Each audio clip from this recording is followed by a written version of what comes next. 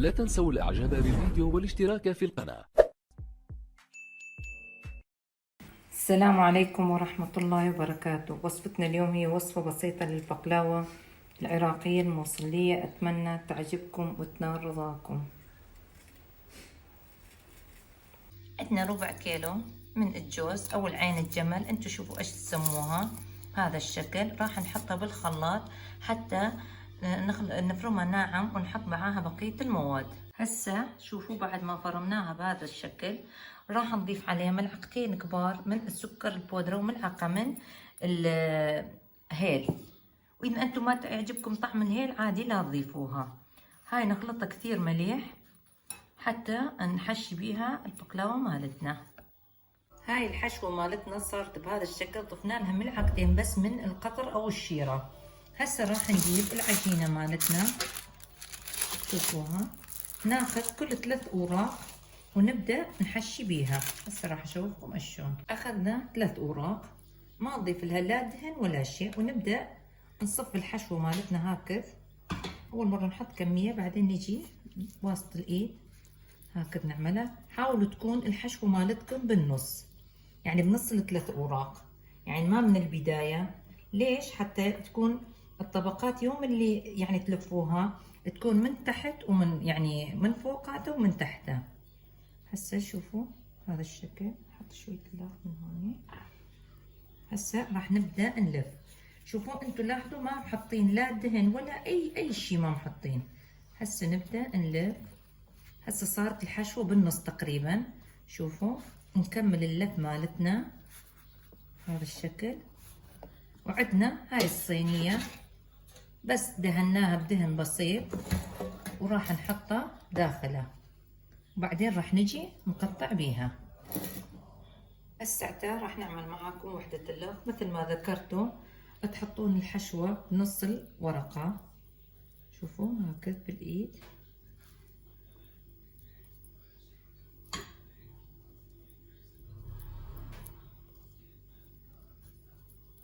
هكذا. ها اذا ما ضفتوا لها الشيرة راح تتفتت معاكم، بس من تضيفوا لها الشيرة راح تصير الشغل كثير يعني رائع معاها. هاي همين 3 اوراق بدينا بهذا الشكل نلف بيها. شوفوا وجينا من فوقاتها، وبس نحاول شوي نضبط ايدنا بهذا الشكل. راح نلفها وهمين نصفها بالصينية. شوفوا نصفها بهذا الشكل. هسه بعد ما خلصناهم طبعا راح نبدأ نقطع بيها. شوفوا بهذا الشكل، بس على كيفكم الى ان تنقطع معاكم حتى ما تخسرون يعني الشكل الاصلي مالته. انتوا على حسب ما تريدون كل قطعة ايش قد تكون، على حسب ما انتوا تحبون تعملوها.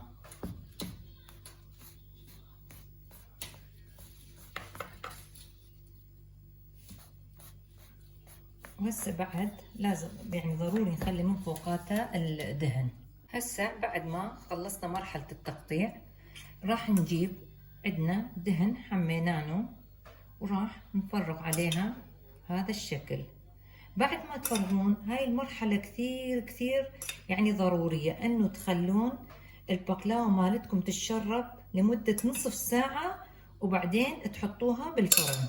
يعني ما تستعجلون عليها اول ما تفرغون عليها الدهن او الزبدة هم تصير بس الدهن تعملها مقرمشة يعني من فوق وطرية من جوا تصير اطيب احسها. واذا عندكم السمن البلدي او الدهن البلدي هذيك بعد احسن. دهن الحر احنا نقول له يعني عندنا. هاي تتركوها تتشرب كثير مليح وبعدين تحطوها بالفرن درجة 180 الى 200 درجة، او على حسب نوع الفرن اللي عندكم، ما تكون عالية كثير، تنطوها درجة حرارة متوسطة وتتركوها الى ان من تحت تحسوها تحمرت. تفتحون الفرن من فوق عليها لمدة 5 دقائق لا أكثر، وتشوفون شلون تطلع معاكم. وراح نشوفكم شكلها لما نخلصها. هسه طلعناها من الفرن، هذا هو شكلها. راح نجيب هي وحارة ونصب عليها الشيرة. شوفوا بهذا الشكل طلعت معانا. هسه راح نبدأ نفرغ عليها الشيرة مالتنا بهذا الشكل.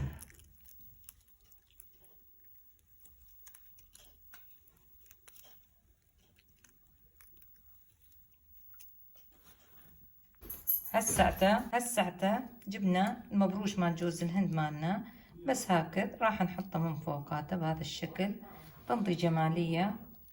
شوفوا هذا الشكل، وانتو ترجع لكم بكيفكم، اذا ما عجبكم تحطوها لا تحطوها، يعني هذا الشيء كله يرجع لكم انتو على حسب ما تريدون تحطون. هذا هو شكلها من الداخل، شوفوا طلعت معانا بمنتهى الروعة. ان شاء الله تجربوها وتطلع معاكم طعمها ولا اروع. هذا هو شكلها النهائي،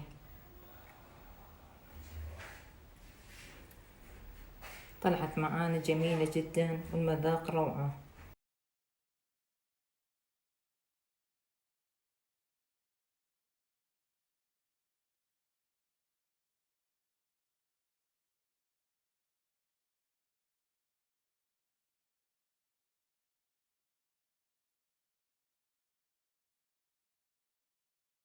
هذا هو شكلها النهائي،